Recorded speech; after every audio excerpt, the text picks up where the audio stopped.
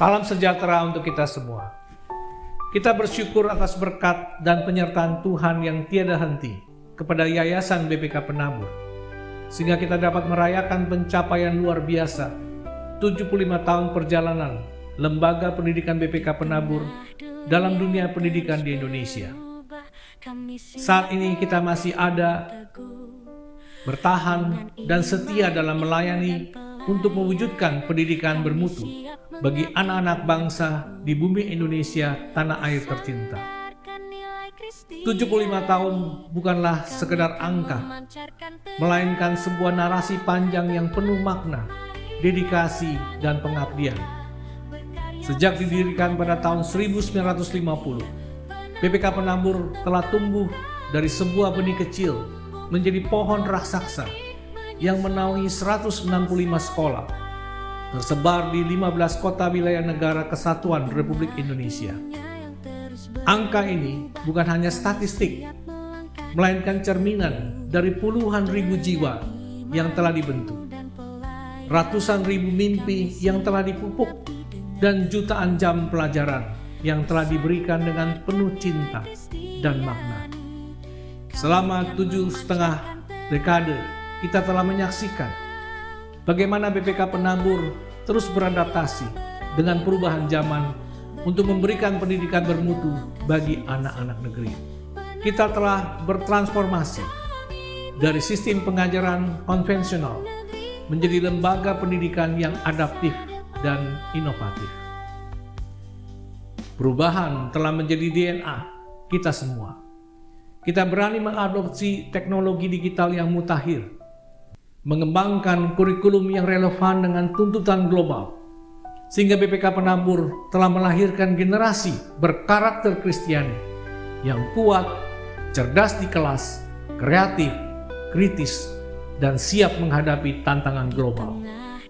Dalam perkembangan dunia dengan perubahan yang sangat dinamis, BPK Penabur semakin kuat memegang teguh satu pilar yang tak tergoyahkan, yaitu pendidikan karakter Kristiani. Inilah fondasi spiritual dan moral yang membedakan kita. BPK Penabur percaya bahwa pendidikan sejati bukan hanya tentang pengetahuan, melainkan tentang pembentukan hati.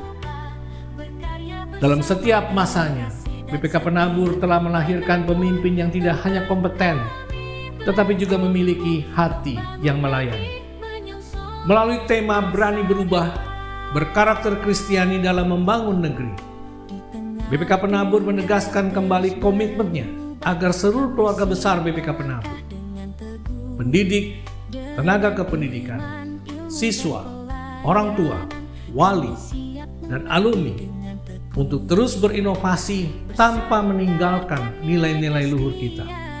Para pendidik dan tenaga kependidikan yang saya hormati, Bapak Ibu adalah arsitek dari peradaban ini. Dedikasi Bapak Ibu dalam mendidik dan mengasihi adalah fondasi dari setiap keberhasilan. Kepada para siswa yang saya banggakan, jadilah agen perubahan yang membawa dampak positif. Jangan takut untuk bermimpi besar dan berani menghadapi tantangan. Jadilah versi terbaik kalian dimanapun berada. Kepada orang tua wali, kami berterima kasih atas kepercayaan luar biasa yang telah Bapak Ibu berikan kepada kami untuk mendidik putra-putri terkasihnya. Kami akan menjaga kepercayaan ini dengan sepenuh hati. Kepada para alumni dimanapun Anda berkarya, jadilah duta BPK Penabur yang menginspirasi, menjadi garam dan terang, menjadi berkat, serta berdampak bagi sesama. Dalam kesempatan ini secara khusus kami menyampaikan terima kasih atas kesabaran, pendampingan, bimbingan yang telah disampaikan oleh para pendeta Gereja GKI Sinode Wilayah Jawa Barat, para pembina, pengurus, pengawas, dan para purna bakti yang telah mendedikasikan waktu, pemikiran, dan karyanya kepada BPK Penabur. Dukungan ini tentu menguatkan dan terus memotivasi kami untuk berkarya lebih baik lagi. Akhir kata, mari kita jadikan perayaan 75 tahun ini sebagai momentum untuk melompat lebih tinggi bertolak lebih dalam untuk menguatkan jangkar karakter Kristiani di BPK Penabur, serta berani berubah dan terus berkontribusi membangun negeri ini dengan kasih dan ketulusan. Selamat ulang tahun ke-75 BPK Penabur. Tuhan memberkati setiap langkah dan karya kita.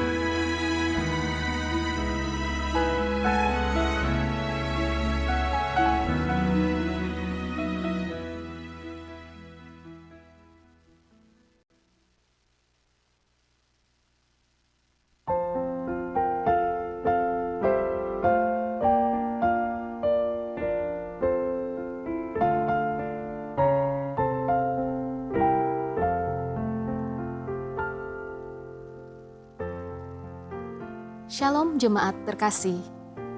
Dalam hidup ini kita dihadapkan dengan berbagai pilihan. Dan mau tidak mau, suka tidak suka, kita harus membuat pilihan dan mengambil keputusan. Dan ketika kita diperhadapkan dengan berbagai pilihan, kita tentunya akan memilih dan mengambil bagian yang terbaik yang membuat kita nyaman. Kita pasti akan memilih bagian yang paling enak, bagian yang paling kita suka, dan yang menguntungkan kita secara pribadi. Dalam proses pemilihan ini, seringkali kita melupakan kehadiran sesama kita. Alih-alih menjadi ramah, kita lebih sering bersikap egois dalam mengambil bagian yang terbaik. Bukannya ramah, kita malah jadi marah. Yang menarik rupanya ada perbedaan persepsi antara bagian yang terbaik menurut kita dan menurut firman Tuhan. Dalam bacaan kita hari ini, kita dapat melihat bahwa Tuhan Yesus menyebut Maria telah menentukan bagian yang terbaik. Apa yang baik menurut Yesus adalah duduk diam dan mendengarkan, bukannya sibuk dengan berbagai hal. Bagaimana dengan kehidupan kita saat ini? Sudahkah kita mengambil bagian yang terbaik yang sesuai dengan apa yang Tuhan juga anggap baik? Bersama saya, Roro Maya, berikut Warta Lisan minggu ini. Ibadah umum 1 dan 2 pukul 7.30 dan 10 pagi dapat diikuti secara onsite di gedung utama lantai dasar. Ibadah anak sekolah minggu dapat diikuti secara onsite pada pukul 7.30 dan 10 pagi di gedung timur lantai 1 dan 2 untuk kelas kecil dan kelas besar, dan gedung barat lantai 2 untuk kelas batita dan balita. Untuk ibadah youth dapat diikuti secara onsite pada pukul 10 pagi di gedung barat lantai 2 untuk ibadah pemuda dan lantai 3 untuk ibadah remaja. Bagi jemaat yang ingin menyaksikan rekaman ibadah siaran tunda dapat jemaat akses melalui YouTube GKI Kebonjati pada pukul 16.30. Jemaat dan simpatisan, mari hadiri kegiatan Bina Jemaat. Bina Jemaat akan diadakan pada hari Kamis, tanggal 24 Juli, pukul 7 malam yang akan dilayani oleh Pendeta Yoce Henry Karu. Anda dapat mengikuti kegiatan ini melalui YouTube GKI Kebonjati ataupun Zoom yang akan diinformasikan melalui WhatsApp Group Info GKI Kebonjati. Shalom jemaat dan simpatisan GKI Kebonjati, kabar gembira untuk kita semua. Setelah sekian lama hanya online, Bina Jemaat akhirnya kembali tatap muka dengan konsep yang lebih seru. Kita akan belajar dari kisah Daniel tentang bagaimana tetap setia kepada Tuhan di tengah berbagai tantangan hidup. Catat tanggalnya ya, Kamis 31 Juli pukul 18 waktu Indonesia Barat, bertempat di Ruang Pemuda Gedung Barat lantai 2 bersama dengan Pendeta Agus Gunawan. Yuk ajak teman-teman dan keluarga, jangan sampai ketinggalan. Sampai jumpa di Bina Jemaat. Tuhan memberkati. Shalom jemaat yang terkasih, mari bersama-sama menghadiri kebaktian rumah tangga yang akan dilayani oleh Pendeta Agnes Irmawati Sunyoto Lukardi. Pada hari Rabu, tanggal 23 Juli pukul 18 bertempat di rumah keluarga Pendeta Yoce Handri Karun. Untuk informasi lebih lengkap, silahkan lihat di Warta Jemaat. Sampai jumpa, Tuhan memberkati. Ayo jemaat lansia ikut dan berpartisipasi dalam kegiatan PA Lansia Kreatif yang akan diadakan pada tanggal 24 Juli pukul 10 pagi secara onsite di GKI Kebonjati. Selain itu juga, kami turut mengundang jemaat lansia untuk bersama mengikuti kegiatan kreativitas lansia membuat dashimaki tamago yang akan diadakan sebelum PA Lansia bertempat di ruang kebersamaan GKI Kebonjati. Kami mengundang seluruh usher dan calon usher untuk hadir dalam kegiatan pembinaan usher bersama pembicara Pendeta Suryaman. Hari Minggu, tanggal 27 Juli pukul 12 siang bertempat di GKI Kebonjati. Mari bersama-sama diperlengkapi dan dikuatkan untuk melayani dengan hati yang lebih siap dan penuh sukacita. Untuk informasi lebih lanjut dan pendaftaran, silahkan hubungi Ibu Lilian di nomor yang tertera pada layar. Kami tunggu kehadiran Bapak, Ibu, dan Saudara dalam kegiatan ini. GKI Klasis Priangan bersama GKI Bungur akan mengadakan Bina Pranikah pada tanggal 28 Juli sampai dengan 5 Agustus 2025. Pendaftaran paling lambat pada tanggal 21 Juli dengan melakukan scan QR yang tertera atau dapat menghubungi kontak person yang tersedia untuk info lebih lanjut. Jangan lewatkan kesempatan ini untuk diperlengkapi sebelum memasuki kehidupan pernikahan. Tuhan memberkati. Digital Ministry GKI Kebonjati membuka kesempatan bagi jemaat dan simpatisan yang rindu melayani Tuhan melalui pelayanan fotografi. Mari bergabung bersama kami, melayani dengan kreativitas, menangkap setiap momen pelayanan menjadi kenangan yang berarti. Untuk informasi lebih lanjut, dapat menghubungi kontak person yang tertera. Halo Sobat Bonti, ada kabar gembira buat kamu yang suka musik atau ingin belajar memainkan alat musik. Kelas musik Bonti kini dibuka untuk instrumen piano, violin, cello, dan electric bass. Kelas ini terbuka untuk jemaat dan simpatisan GKI Kebonjati dengan usia 6 tahun ke atas. Jangan lewatkan kesempatan ini untuk mengembangkan talenta yang Tuhan sudah titipkan bagi kita. Untuk info lebih lanjut dan pendaftaran, dapat langsung menghubungi Marcel di nomor yang tertera di layar atau di Warta Jemaat. Yuk kembangkan bakat musikmu bersama keluarga besar Kebonjati. Dalam segala kelemahan dan keterbatasan kita, kiranya Roh Kudus memampukan dan menolong kita untuk hidup senantiasa sesuai dengan apa yang Tuhan inginkan, hingga kita mampu untuk mengambil bagian yang terbaik dalam hidup ini dan menjadi berkat bagi sesama. Bersama segenap tim multimedia yang bertugas hari ini, saya mengucapkan selamat hari Minggu, selamat beribadah dan mengambil bagian terbaik. Tuhan Yesus mengasihi kita semua.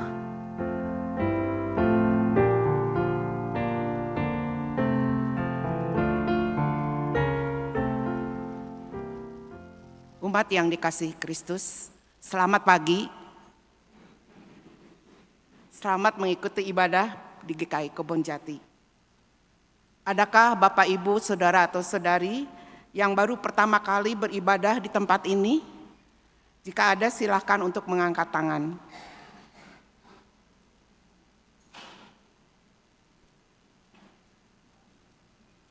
Tidak ada? Marilah kita mempersiapkan diri kita dengan bersaat teduh sejenak.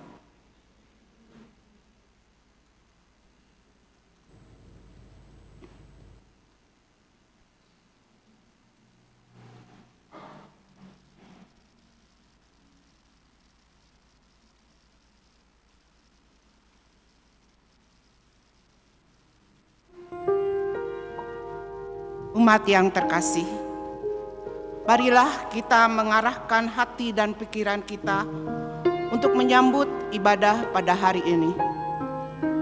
Kita bersyukur karena kasih Tuhan telah memelihara hidup kita hari lepas hari.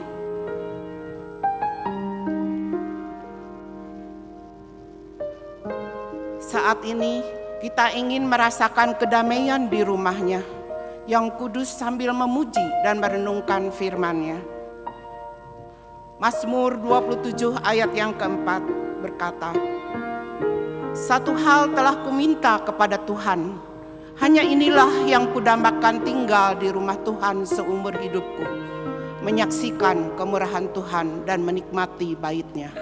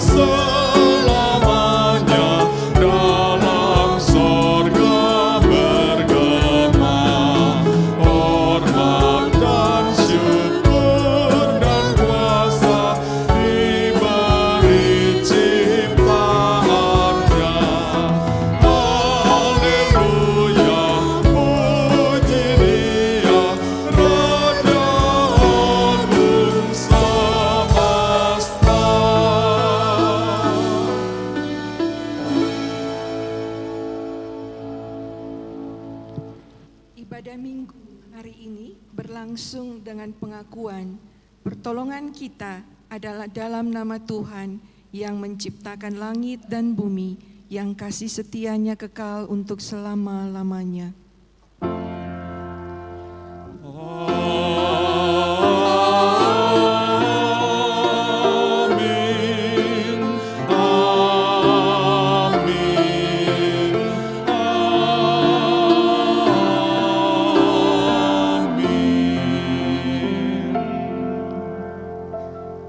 Kasih karunia dan damai sejahtera dari Allah Bapa kita dan dari Tuhan Yesus Kristus menyertai saudara-saudara sekalian.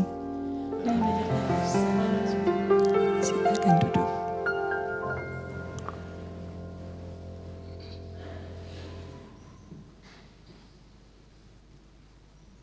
Jemaat yang terkasih, setiap kita manusia memiliki prinsip dan prioritas yang berbeda dalam melakukan suatu pekerjaan.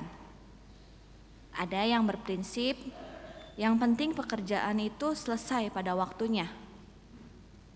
Ada juga yang berprinsip, pekerjaan harus selesai dengan hasil yang terbaik. Dalam pelayanan pun seringkali kita tiap-tiap orang punya prinsip dan prioritas yang berbeda. Ada yang merasa melayani itu secukupnya saja. Yang penting sudah ikut ambil bagian dalam pelayanan. Ada yang perhatiannya pada hal-hal yang detail, tapi intinya kurang memahami. Tapi ada juga yang benar-benar memahami apa yang harus dilakukan dalam pelayanan tersebut. Tema ibadah hari ini memilih bagian terbaik. Akan mengupas bacaan Injil tentang pribadi Marta dan Maria yang berbeda dalam melakukan dan melayani dan menyambut kehadiran Yesus. Tuhan tidak menyalahkan karakter yang berbeda, tetapi Tuhan menjelaskan sepatutnya kita memilih bagian yang terbaik dalam melakukan pekerjaan maupun pelayanan. Jemaat yang terkasih, mari kita mengakui dosa dan kesalahan yang sering kita lakukan, khususnya dalam melakukan pekerjaan maupun pelayanan. Mari kita berdoa secara pribadi.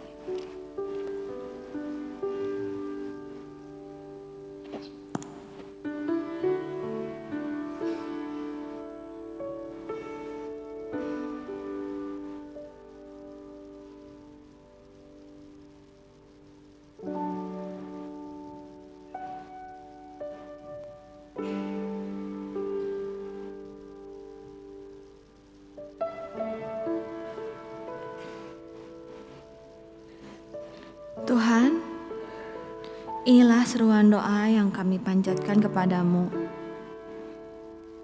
Ampuni kami ya Tuhan, karena dalam melakukan pekerjaan atau pelayanan, kami seringkali terjebak dalam kelelahan atau kepentingan pribadi yang membuat hubungan kami menjadi kurang harmonis dengan sesama.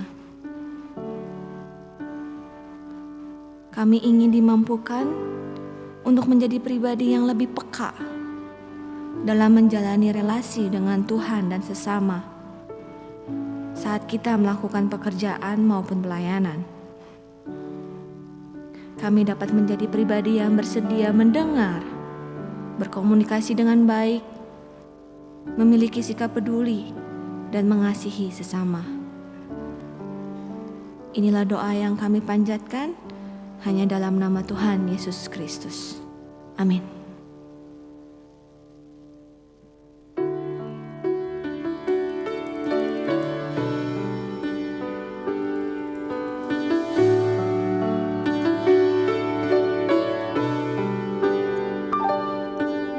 Besar anugerah dalam Yesus, kasih surgawi tak tertandingi, sukacita kebenaran yang bebaskan, kasih sempurna damai yang kekal. Harapanku hanyalah dalam Yesus, hidupku berpaut padanya. Oh, betapa indah dan mulia bagianku, karena Dia Kristus dalamku.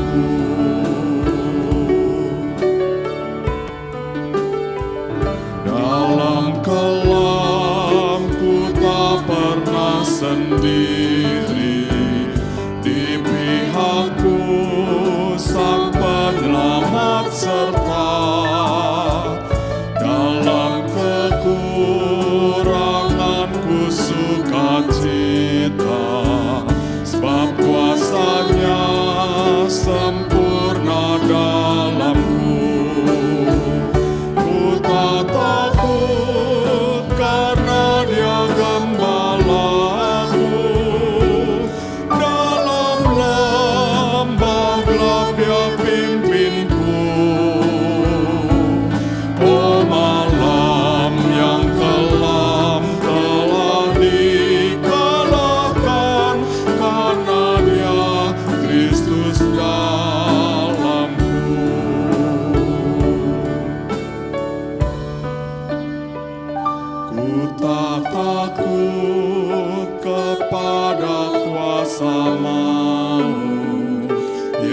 Yesus yang pegang hari esokku, darahnya telah tercurah menebusku. Dia telah bangkit, kalahkan kuasa maut. Ku percaya Dia kalahkan dosaku, sekarang dan untuk selamanya. Oh, betapa heran ku telah dibebaskan karena Dia Kristus dalamku.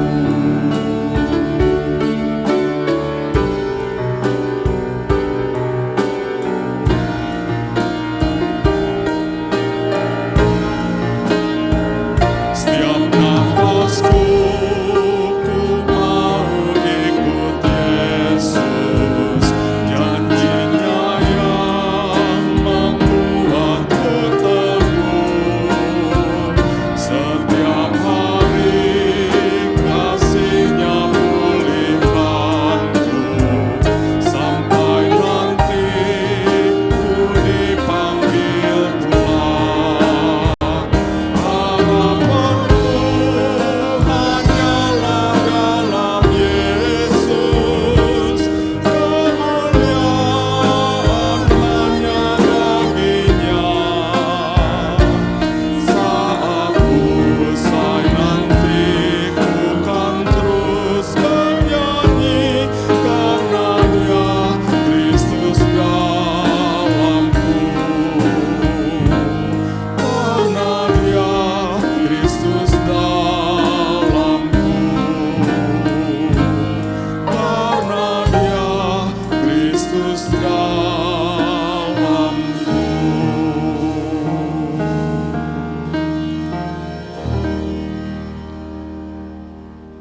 Umat yang terkasih, inilah berita anugerah yang diambil dari Kolose 3 ayat 23.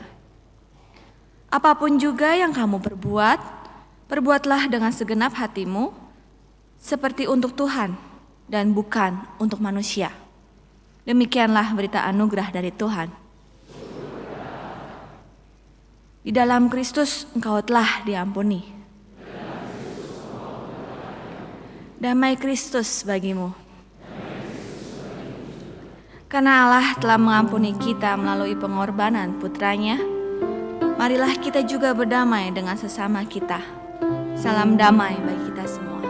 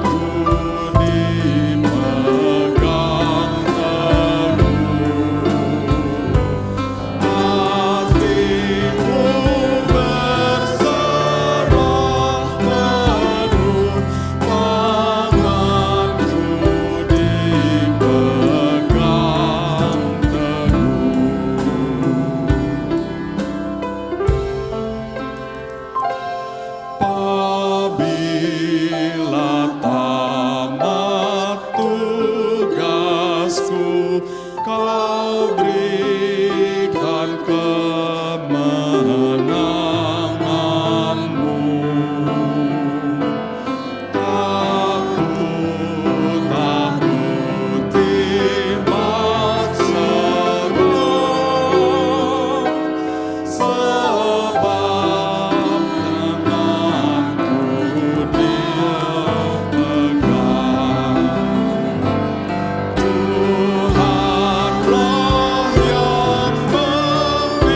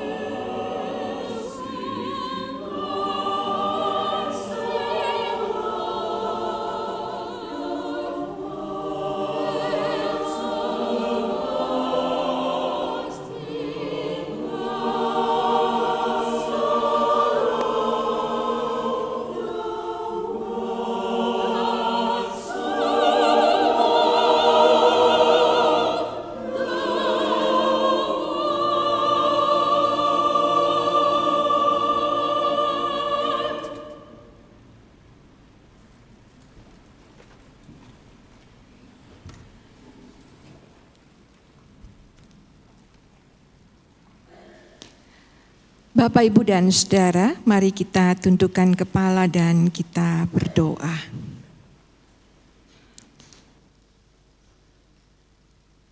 Kami mengucap syukur pada hari Minggu ini, kami diberi Tuhan kesempatan, diberi Tuhan kesukaan, kerinduan untuk beribadah bersama di rumah-Mu, di gereja. Tuhan menghimpun kami. Kami memohon, lengkapi kehadiran kami dengan hati yang tenang teduh, pikiran yang jernih. Kami dapat menangkap pesan Tuhan dalam bacaan Alkitab. Kami sanggup merenungkan firman-Mu dengan begitu mendalam, sehingga hidup kami bertumbuh, selalu sadar di mana kami berada. Terlebih dari itu, kami juga Tuhan mampukan untuk menjadi pelaku-pelaku firman-Mu. Ya Roh Kudus, berkenanlah hadir dalam ruangan ini dan tuntun bimbing setiap kami. Di dalam nama Tuhan Yesus kami berdoa. Amin.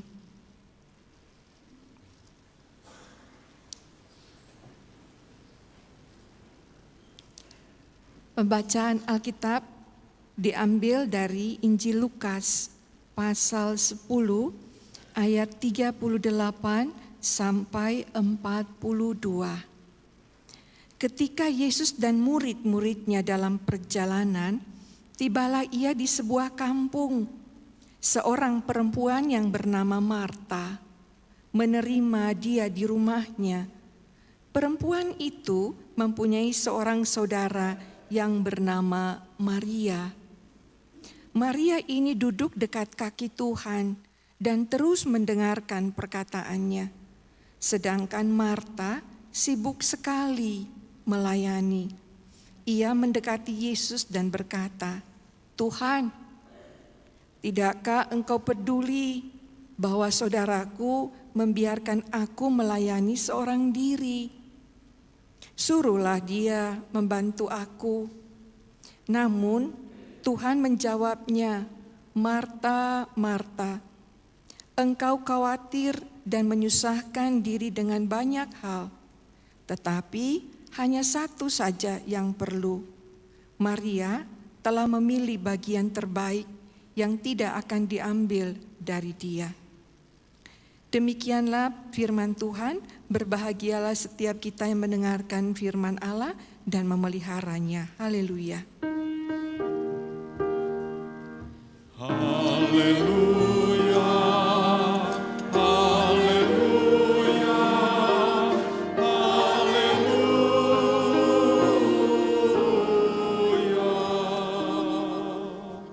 Silakan duduk.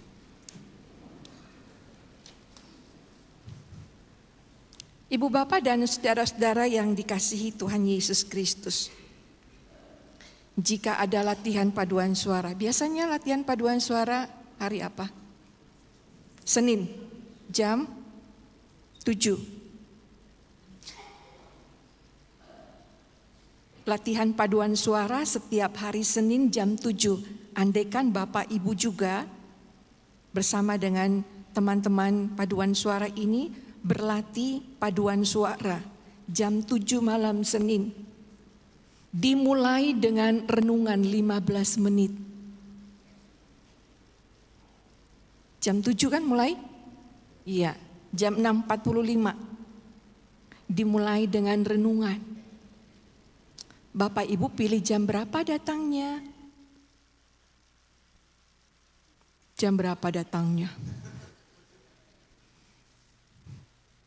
7:30.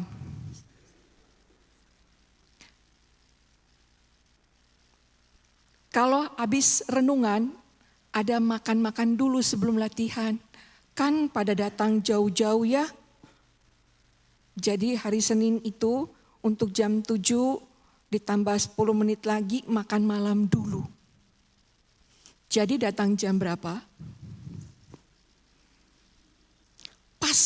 kebaikannya. Iya kan? Kemarin hari Minggu kan baru dari gereja.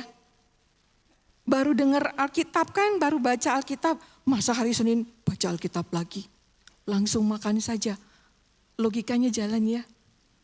Bagi yang lapar. Iya, itu kita. Selalu kita memilih, ya urusan baca Alkitab mah udah bisa sendiri di rumah. Tadi pagi juga udah renungan sebelum ke kantor. Dan itu berlanjut ketika ada pernikahan di gereja jam 10 hari Sabtu. Dan nanti di samping dibikin ramah tamah. 1 jam setengah dari jam 10, setengah 12 ya. Datangnya jam berapa Bapak Ibu? Alasannya parkirnya susah, ya. Terus repot hari Sabtu, jadi datangnya pas makan. Dan itu menjadi kebiasaan kita. Hari ini bacaannya amat menyentuh diri kita untuk hal ini. Ibu bapak dan saudara, dalam perjalanan Yesus dan murid-murid mampir di rumah Marta.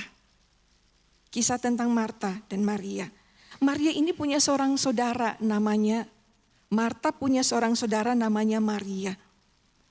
Dan ketika Yesus mampir di rumahnya, Marta duduk dekat kaki Yesus dan mendengarkan apa yang dikatakan Yesus. Sementara Marta ini sibuk melayani. Ibu bapak, tokoh Marta ini bukan seorang yang jahat. Dia saudara, dia itu sahabatnya Yesus. Dalam kisah ini juga kita lihat Marta itu pekerja keras, pelayan yang rajin, tuan rumah yang baik. Dan karena itu Yesus datang ke tempatnya Marta dan saudara-saudaranya. Pertanyaan kita, apakah Marta mengasihi Tuhan Yesus? Sulit untuk mengatakan tidak.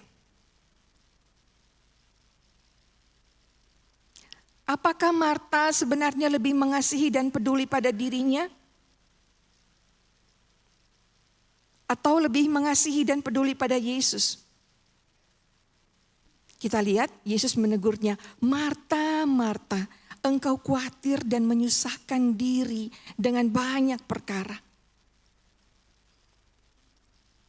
Ibu bapak dan saudara, persoalan Marta sebenarnya bukan dia sibuk melayani. Masalahnya bukan di situ.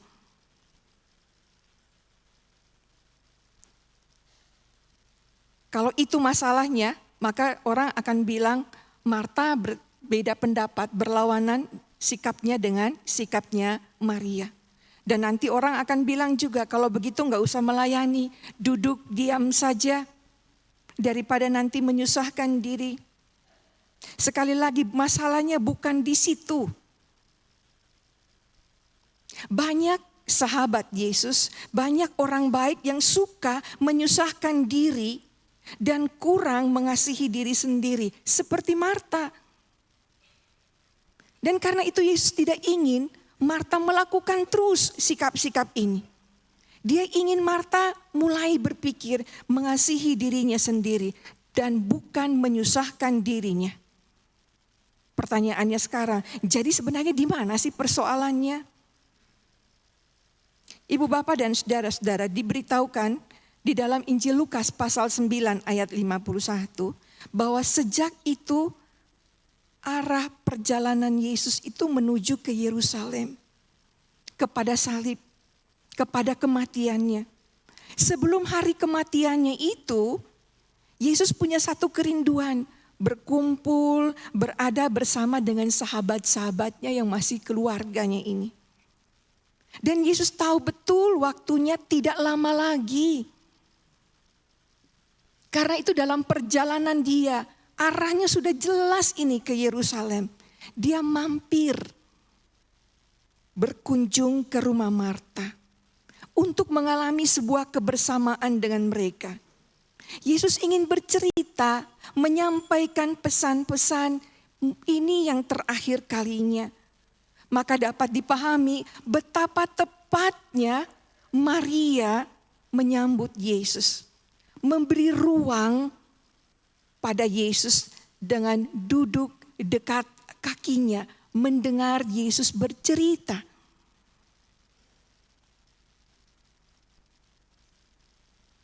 Tuhan Yesus datang dan Maria segera duduk dekat kakinya dan terus mendengarkan Yesus. Ibu Bapak, kata mendengarkan di sini ekuonen, artinya terus menerus mendengarkan perkataan Yesus. Terus menerus mendengarkan. Mendengarkan dengan menyimak. Ada 12 murid Yesus. Dan semua laki-laki.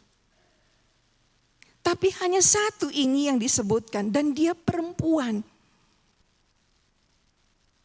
Kesejatian Maria dari murid Yesus ini adalah mendengarkan Yesus. Jadi mengasihi Yesus itu dimulai dengan mendengarkan. Bukan soal sibuk. Kan saya juga melayani. Kalau nggak ada saya kan semua nggak makan. Nggak ada yang rapi-rapiin ruangan. Mendengarkan dia. Sebab orang tidak mungkin mengasihi Allah dan berkenan kepadanya kalau dia tidak lebih dulu mengenal, memahami firman Allah.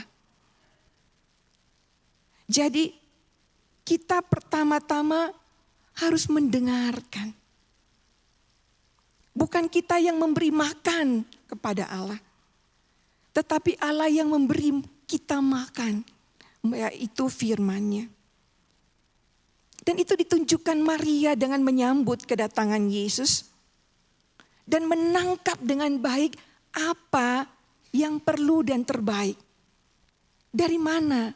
Dia lihat dari keseriusan wajahnya Yesus. Kalau orang datang dengan sebuah tujuan tertentu, itu ketika dia datang, itu melihat wajahnya sudah berbeda.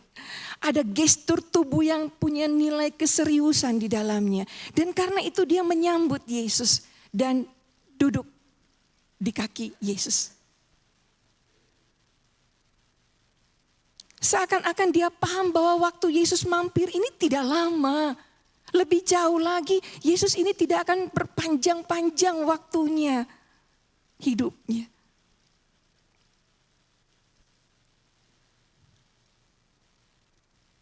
Bapak, Ibu, dan Saudara, bukan berarti membersihkan rumah dan memasak itu salah, tidak.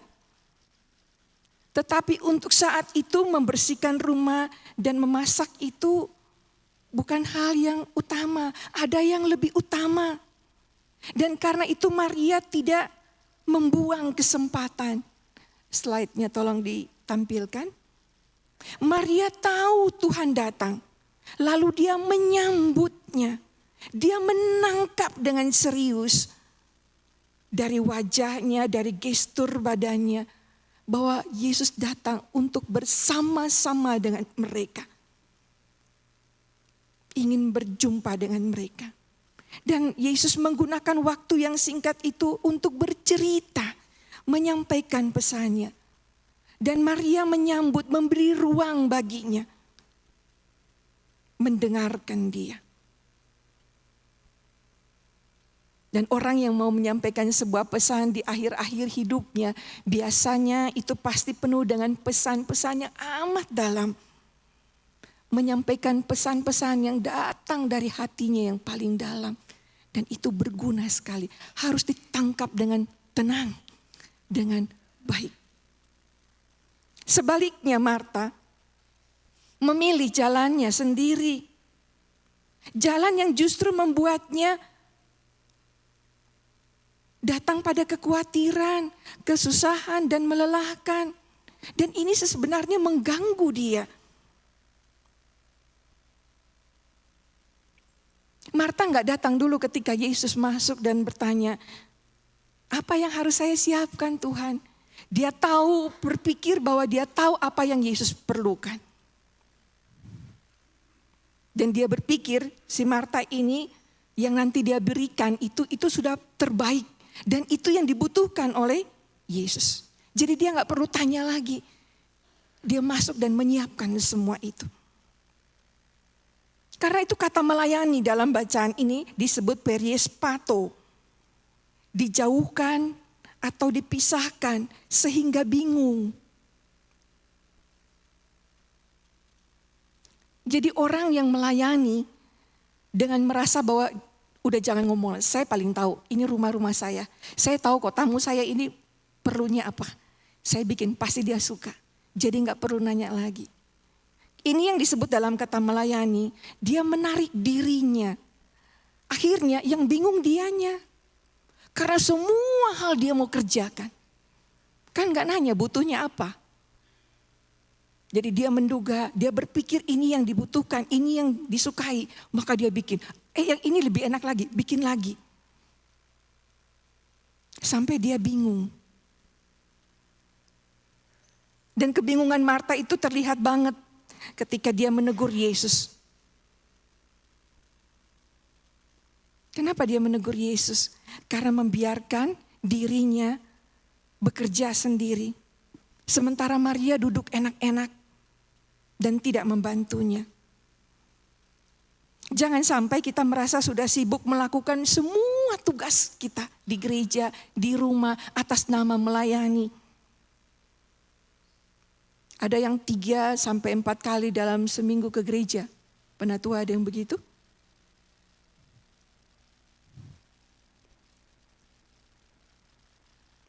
Aktivis.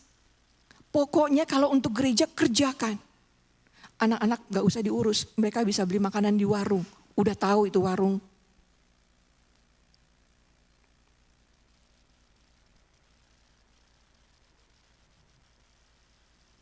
Tindakan-tindakan seperti itu membuat kita jauh sebenarnya dari Tuhan. Asik, sibuk dengan gereja, tapi sebenarnya itu memisahkan kita dari inti hidup spiritual. Terlebih lagi jauh dari keluarga, jauh dari sahabat-sahabat yang lain, karena sibuk terus.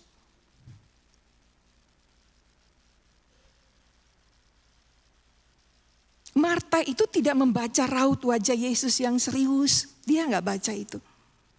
Dia tidak membaca isyarat kehadiran Yesus yang tidak banyak lagi waktunya. Marta hanya terpaku dengan kebiasaannya, kelebihannya. Biasanya kalau ada tamu, aku bikin ini. Aku melakukan ini. Bersih-bersih rumah, buat makanan yang istimewa dan banyak. Jadi Marta itu melakukan apa yang biasa dan dia tidak sadar bahwa itu bukan kunjungan yang biasa. Itu kunjungan Yesus yang terakhir.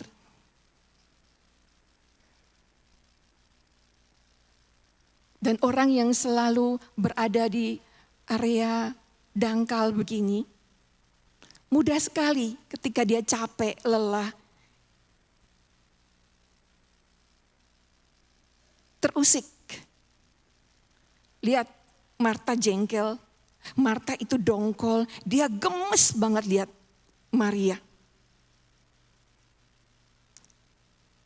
Dia tergoda oleh perasaan untuk mengasihani diri sendiri. Self pity. Marta merasa bahwa aku melayani sendiri dari tadi. Kok bisa ya? Kita satu keluarga tapi saya harus bekerja sendiri. Ini perasaan mengasihani diri sendiri telah menguasai Marta. Karena itu dia datang dan protes pada Tuhan Yesus.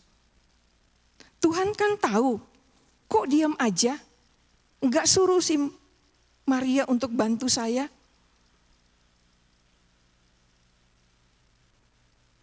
Dan karena masih sahabat, keluarga, Marta menuduh Yesus tidak peduli dan membiarkan dia melayani sendiri. Padahal dia ingin membuat segala sesuatu di rumah itu dengan cepat, tepat. Kalau bersama berdua kan lebih enak. Dia merasa bertanggung jawab dengan keadaan ini. Tapi dia juga ingin supaya Maria itu bantu. Tapi tidak ada gejala-gejala bahwa Maria akan menolong atau membantunya.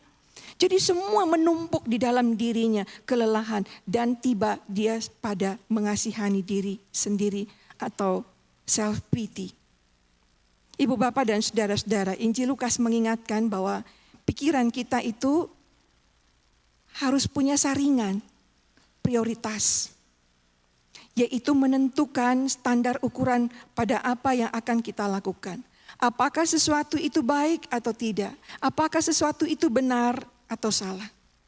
Itu ditentukan oleh prioritas. Sesuatu yang kelihatannya baik untuk dikerjakan bisa jadi salah ketika dikerjakan. Jika pada saat itu bukan prioritas. Misal, contoh. Dalam waktu 15 menit, ruangan ini harus dibersihkan, dirapikan oleh semua kita yang hadir saat ini. Rapikan di dalamnya karena ruangan ini mau dipakai untuk acara sidang klasis di ruangan ini. Dibutuhkan waktu 15 menit. Dimulai dengan acara makan siang. Kata majelis jemaat, saudara-saudara tolong keluarkan dari dapur ada 500 piring, 500 sendok garpu, 500 gelas. Ditaruh dan tisu-tisunya ditaruh di setiap pintu. Supaya ketika orang keluar dari ruangan ini semua rapi, semua baik. 15 menit waktunya. Dan ketika 15 menit ini semua orang sedang sibuk, ada satu yang tidur di sini. Dengan nyenyaknya. Apakah tidur itu salah? Ada kita yang gak bisa tidur kalau di rumah ya. Tapi di gereja bisa tidur loh. AC-nya lumayan nih. Tidur. Semua bekerja keras. Apakah salah? Enggak salah. Tapi untuk saat itu, bukan prioritasnya tidur. Itu masalahnya. Atau ketika sedang berdoa menjelang membaca Alkitab, doa epiklese. Dan biasanya habis doa epiklese itu kan baca Alkitab ya. Hampir semua kita ke gereja tidak lagi bawa Alkitab tapi bawa smartphone ya. Untuk siap-siap nanti bacaannya apa. Tiba-tiba ada bunyi getaran. WhatsApp masuk. Ini lagi doa nih, tutup mata.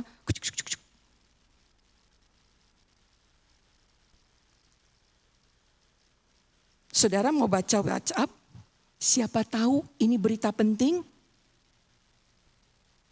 Atau tetap konsentrasi berdoa. Pilih yang mana?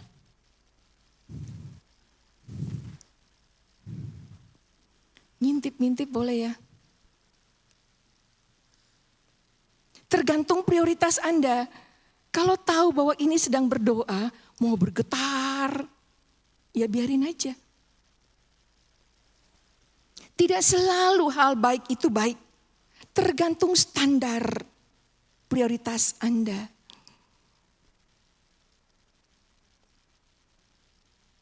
Kita perlu punya prioritas, nilai prioritas dalam hidup ini. Ibu, bapak, dan saudara, kekuatan kita terbatas. Waktu hidup kita juga terbatas. Oleh sebab itu tampunglah dan semua kerjakan. Tapi pilih yang terutama. Tidak semua bisa dilakukan dalam sekejap. Harus ada prioritasnya. Kalau semua kita kerjakan, itu pasti terjadi kekacauan dan banyak hal sia-sia. Jadi kita perlu memprioritaskan. Kalau kita salah prioritas, maka akan terjadi kerusakan fisik, akan terjadi gangguan kesehatan, rusaknya attitude kita, rusak perspektif kita, akhirnya kita sakit. Dan semua kegiatan kita berantakan. Karena itu dengan kata lain Yesus mau bilang, Marta, stoplah. Caramu itu menyusahkan dirimu. Ibu, bapak, dan saudara-saudara yang dikasihi oleh Tuhan Yesus Kristus. Orang yang mengasihani diri sendiri seperti Marta, itu disebut self-pity.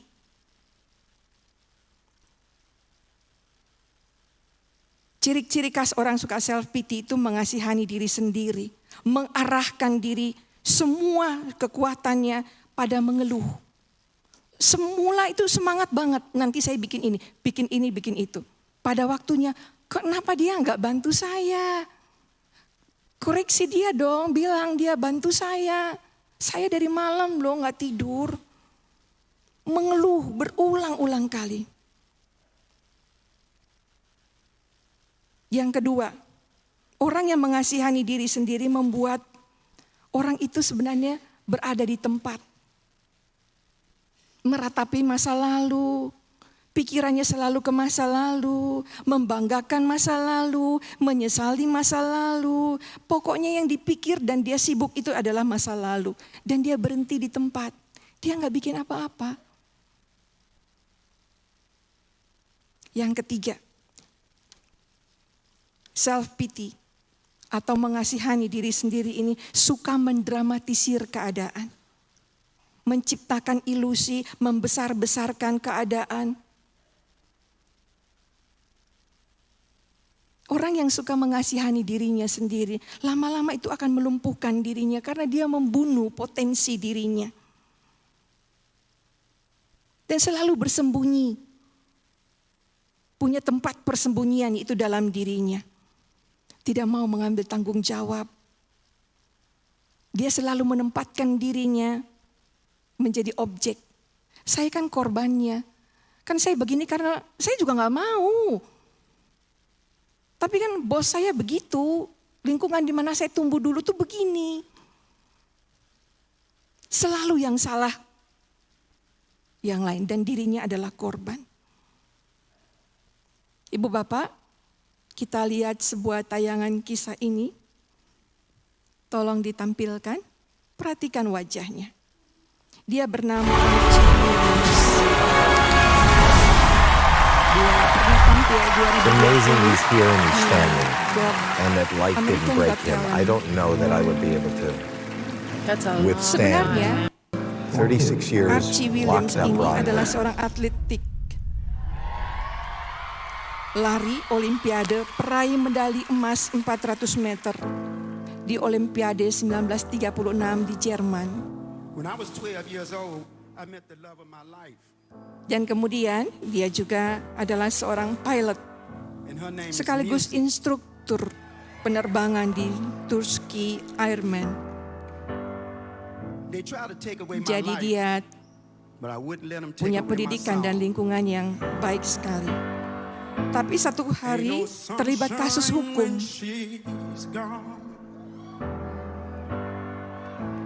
Dan dia dipenjarakan selama 37 tahun. Lalu dibebaskan karena terbukti tidak bersalah. Hasil tes DNA pada korban pembunuhan. Itu dia tidak bersalah sama sekali. Jadi dia dibebaskan.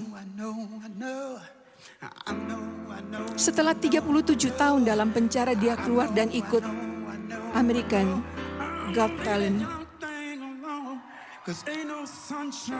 Lulus seleksi dan masuk di tingkat final kalau tidak salah sampai saat itu.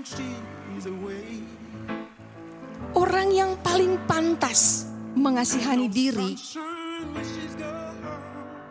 adalah dia, Archie Williams. 37 tahun ditahan dan berakhir dinyatakan tidak bersalah apa-apa. Kita semua, Yesus memberi pesan lewat Injil Lukas. Jangan mengasihani diri sendiri. Itu menyusahkan dirimu. dan orang-orang di sekelilingmu. Karena kamu membunuh potensi dirimu dan selalu menyalahkan orang lain. Dan tidak melakukan apa-apa. Kerja rajin. Tapi semua yang dilakukan karena menyelesaikan tugas. Inti dari tugas itu tidak dapat. Melayani, rajin. Tapi tidak menemukan Tuhan di dalamnya. Karena itu gampang sekali tersinggung kalau ada yang menegurkan. Ada yang mengingatkan, saya lebih galak dari Bapak Ibu. Bukankah begitu?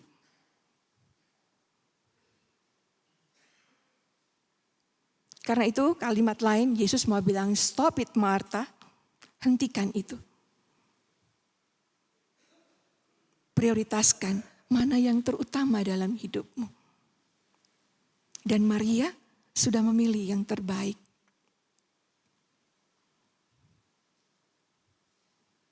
Dengan waktunya yang ada, dia mampu menangkap. Ini kedatangan Yesus yang terakhir. Ini waktu yang penting. Yang lain bisa ditunda. Tapi yang ini tidak.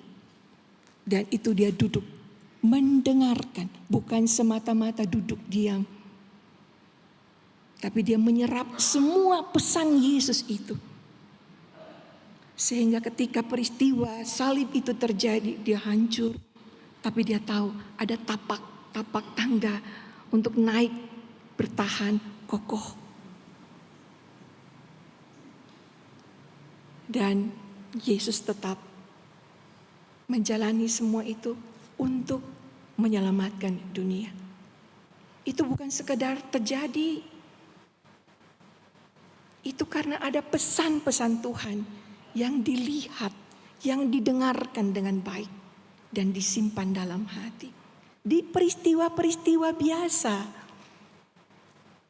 Namun ditangkap oleh hati dan jiwa yang tidak biasa-biasa. Sehingga mampu melakukan dengan tepat dan cepat. Itu anak-anak Tuhan. Jangan abaikan waktu yang ada pada hidup kita. Masih mampu hadir dalam kebaktian, hadirlah, datanglah. Ada banyak nilai selain ibadah itu. Persekutuan, bukan hanya persekutuan kumpul keluarga. Tapi ada jiwa, tiang-tiang di jiwa yang dikokohkan kembali. Ketika kita hadir bersama dalam tempat ibadah dan mengucap syukur bersama melalui ibadah di gereja. Jangan tinggalkan hal-hal seperti itu. Mari kita memilih yang terbaik. Ada banyak pilihan. Pilihlah yang terbaik.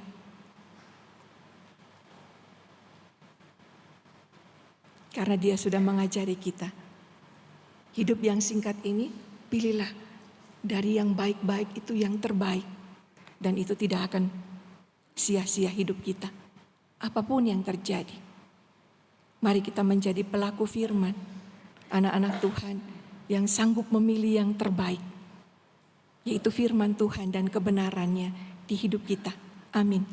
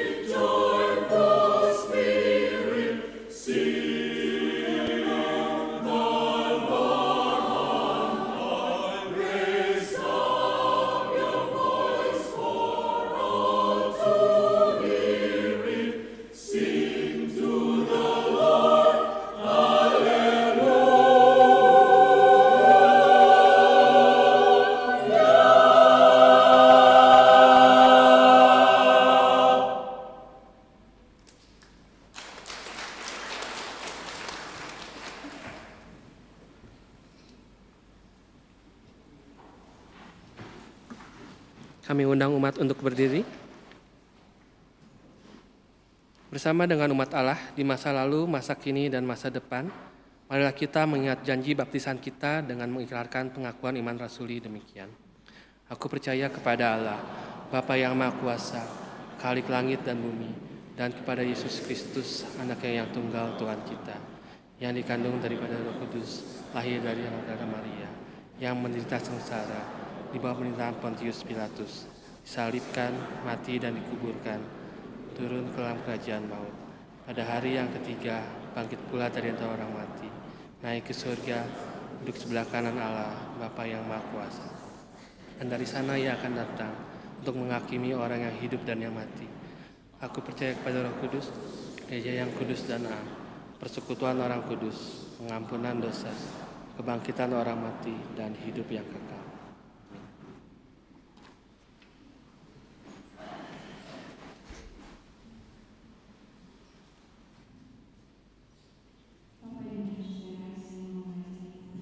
Tundukkan kepala dan kita menaikkan doa syafaat. Inilah kami Bapa yang datang dengan penuh kerendahan hati, memohon Tuhan menganugerahkan kepada kami hikmat sehingga kami mampu memprioritaskan. Ada begitu banyak hal-hal yang buat kami ingin kami raih semuanya, kerjakan semuanya, bertumpuk-tumpuk dalam tugas dan hidup kami. Kami sibuk dengan mengerjakan semua pekerjaan-pekerjaan itu. Bahkan terkadang kami merasa sendiri lebih baik mengerjakannya ketimbang berbagi, bekerja sama dengan keluarga, teman dan sahabat. Karena buat kami kesibukan itu menjadi bagian utama dalam diri kami. Kami mohon ampun Tuhan, karena dalam kesibukan itu kami menyembunyikan diri kami yang kosong, diri kami yang sok penting, diri kami yang merasa paling tahu, paling bisa segala sesuatu. Kami merasa lebih cepat dan tepat mengerjakannya ketimbang orang lain. Sampai kami kemudian mengasihani diri sendiri. Kami menyusahkan diri sendiri. Dan hidup kami lumpuh, tidak berdaya, tidak lagi punya rasa syukur, tidak lagi mampu menghargai orang-orang di sekeliling kami. Ampuni kami Bapa, mampukan kami di berbagai tugas dan tanggung jawab kami di keluarga, dalam pelayanan di gereja, di masyarakat, di RT RW, semua kami dapat bekerja dengan baik karena hati kami terbuka untuk bekerja sama. Kami mampu memprioritaskan mana yang utama dan mana yang terkemudian, supaya hidup kami bukan hanya bertumbuh, tapi juga kami menjadi orang yang sadar diri, mampu bersyukur, mampu melihat keindahan di setiap peristiwa kehidupan. Bapa di dalam surga, kami berdoa, memohon Tuhan memberikan kami semua kesehatan, beri kami semua kekuatan di iman, beri kami semua semangat mengerjakan hal-hal yang dapat kami kerjakan, baik sendiri ataupun bersama keluarga atau teman dan sahabat. Kami berdoa untuk majelis jemaat GKI Kebun Jati dengan program salah satunya tengah merenovasi beberapa ruangan. Tuhan berkati supaya semua berjalan dengan lancar. Anak-anak kami sudah masuk kembali sekolah. Ada yang sudah lulus dan tengah mencari pekerjaan. Ada yang sudah melanjutkan pendidikannya ke tingkat yang lebih tinggi. Beri anak-anak kami hati yang cerah, gembira, menyambut sekolah yang baru atau tingkatan sekolah yang baru, dan membuat mereka terus mampu bersemangat meraih, menggapai cita-cita mereka. Kami memohon Tuhan memberkati anak-anak kami yang bekerja supaya mereka cakap membawa diri di tengah orang banyak. Kami meminta Tuhan juga memberkati saudara-saudara kami yang undur imannya karena mengalami ketakutan, hal-hal yang sangat menekan jiwanya. Tuhan, berilah pertolongan. Pakailah kami gerejamu untuk ada bersama berdampingan, membimbing, dan mencari solusi yang tepat dan benar. Kami percayakan hidup kami dalam keluarga, bergereja, juga bermasyarakat dalam penyertaan Tuhan. Berkati pemerintah kami, baik di pusat sampai ke daerah-daerah, supaya semua yang tengah mereka persiapkan, programkan, dan kerjakan itu dilakukan dengan sebaik mungkin, dan seluruh anggota masyarakat mempercayai dan mampu bekerja sama mensupport pemerintah untuk hal-hal yang mendatangkan kebaikan, kemakmuran, dan hidup bersama dengan tenang. Terima kasih Bapak. Sebentar nanti setelah kebaktian selesai, kami akan melanjutkan acara kami baik bepergian atau kembali ke rumah. Dimanapun kami berada, kami boleh mengingat selalu Tuhan menjaga dan menyertai kami. Oleh sebab itu, di setiap sisi hidup kami senantiasa bersyukur kepadamu. Terpujilah namamu Yesus Kristus. Amin.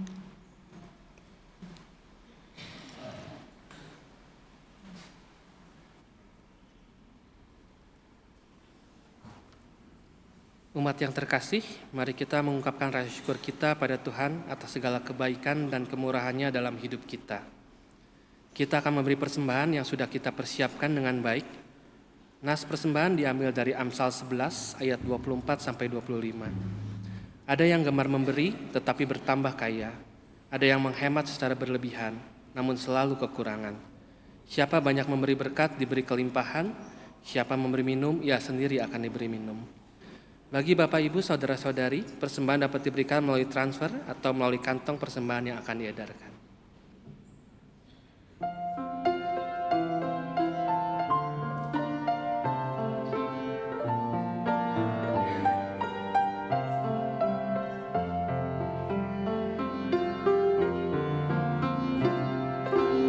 Tuhan ambil hidupku dan kuduskan bagimu, purwa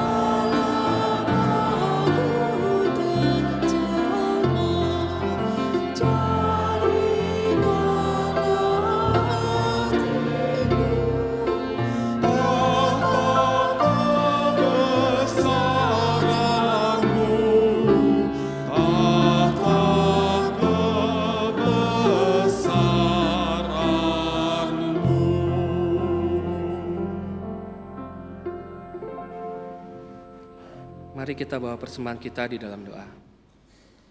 Tuhan Allah Bapa kami yang bertata di dalam kerajaan surga, mengucap syukur Tuhan atas anugerah-Mu yang tidak terhingga Tuhan. Saat ini kami datang ke hadapan-Mu untuk memberikan persembahan ini sebagai ungkapan syukur kami kepadamu. Ampunilah dosa-dosa kami dan terimalah persembahan ini sebagai ungkapan syukur kami atas kasih karunia-Mu. Semoga persembahan ini menjadi berkat bagi sesama dan membawa kemuliaan bagi nama-Mu. Inilah doa kami ya Tuhan, di dalam nama Tuhan Yesus Kristus kami telah berdoa dan mengucap syukur. Amin.